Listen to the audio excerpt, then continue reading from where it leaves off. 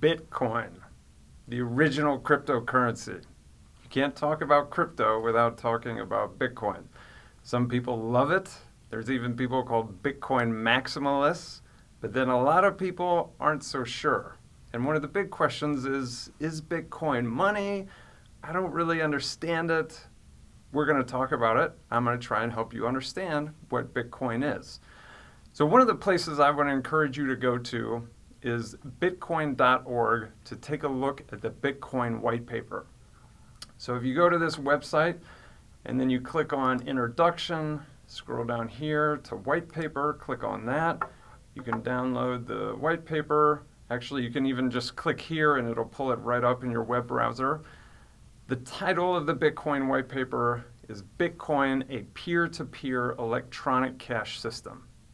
So this white paper was published on the internet in the fall of 2008. Now, if you're old enough to remember the fall of 2008, you know that that was the heart of the global financial crisis. It was actually shortly after the collapse of Lehman Brothers, and the world was in financial meltdown. Bitcoin appeared as an alternative to everything we've known about the traditional financial system. When we think about money, we typically think about sovereign currencies like the US dollar, currency that's associated with a government, or we think about dollars being deposited in a bank associated with a financial institution. So Bitcoin introduced a radical paradigm shift and asked the question, could we do money without government and without banks? A form of money that would be peer-to-peer, one digital wallet to another, transferring funds on the internet. Now, the reason I think this white paper is so compelling, first of all, it's well written. It's only about 9 pages. It gets technical pretty quickly, but I would encourage you to read it for yourself. And in particular, just start with the abstract. It'll help you understand some of the motivation and the ideas driving the Bitcoin paradigm shift. I'm going to read it right here for us. A purely peer-to-peer version of electronic cash would allow online payments to be sent directly from one party to another without going through a financial intermediary or a financial institution. So again, this is peer-to-peer. So you could say it's disintermediation. How do we do money without a financial intermediary like a bank or a credit union? It's peer-to-peer actually like cash. So if you've ever given a $20 bill to a friend, it's just you and your friend, you're just handing over the cash, nobody else is involved. But we're not actually able to do that on the internet because as soon as money goes digital, it has to go through the traditional financial networks. So I'd like to talk about the history of like PayPal, how PayPal introduced the opportunity to buy things and sell things on the internet, to be able to transfer funds, but that's all connected back to bank accounts or cards in some form. So Bitcoin is the idea of digital currency. How do we do something that's more like a piece of paper, like a $20 bill, but how do we do that on the internet? Well, Bitcoin introduced the idea of a digitally native currency that could be transferred from one person to another without using any of those payment rails, even though it's on the internet. Now, the other thing this abstract highlights at the end of that first sentence is it allows you to do payments without going through a financial institution, and in particular, as it says, going into the second sentence, digital signatures provide part of the solution.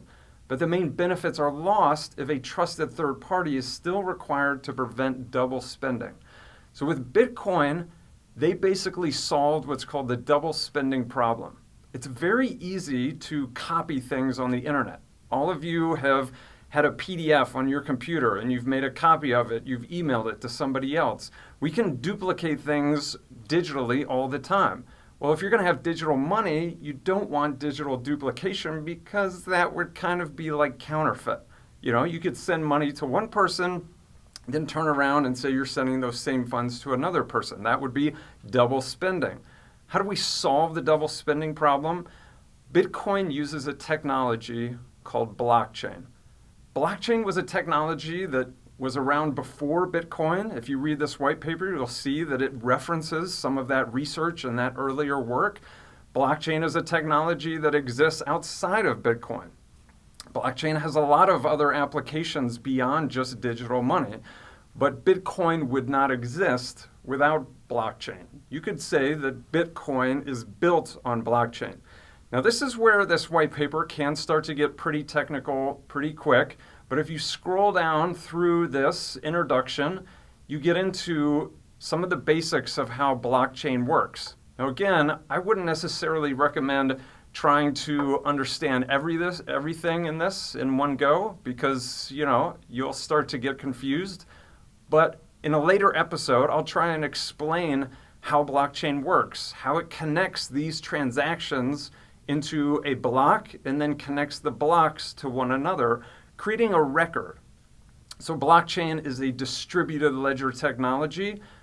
Bitcoin is money or currency recorded on that distributed ledger. So the reason this is so important and such a paradigm shift is it's a way of doing accounting for money on the internet. Banks have their own ledgers. So in our traditional system, if you want to send funds from one financial institution to another, those two ledgers have to communicate. There has to be some system for connecting them. Here in the US, we have the Automated Clearinghouse, or ACH.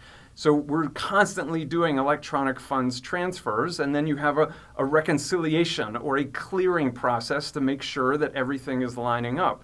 Blockchain is totally different. It's a single ledger, a single source of truth, if you will, that every transaction is recorded on, so then you don't have to constantly be checking and reconciling multiple ledgers because there's only one.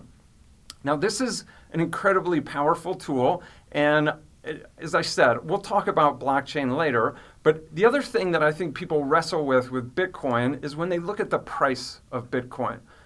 So Bitcoin started, just like every other currency, it had a beginning.